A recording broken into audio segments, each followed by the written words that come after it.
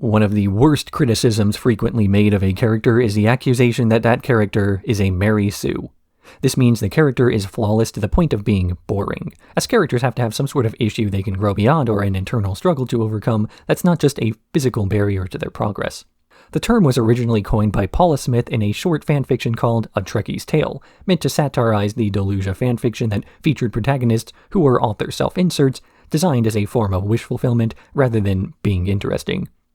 As this term was implemented as a reactionary term to existing stories, this means that the features of a Mary Sue are things up for debate, as one author's classical hero is another author's Mary Sue.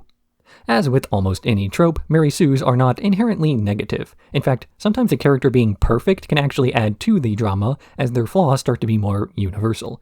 Imagine a superhero who is completely indestructible and all-powerful, only to be held back by the fact that there are only so many hours in a day and so many places they can be. A brilliant neurosurgeon who can perform any surgery flawlessly, only to be forced to choose which patient he ought to treat. Or a perfect character can even keep a story interesting by having their deeds go unnoticed or unrecognized, as the story shifts away from combat and towards the politicking around a system that fails to notice their ability. So to really recognize whether a character is a Mary Sue or not, you need to look not at the character themselves, but the way the narrative is affected by their presence. If other characters in the work stopped being relevant to give the Mary Sue more attention, that qualifies.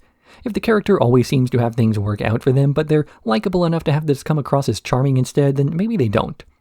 As the term began to navigate away from the Star Trek fandom, it started to become so broad a term as to no longer have a definition at all. These days, most of the time somebody accuses a character of being a Mary Sue, it just means they didn't like them.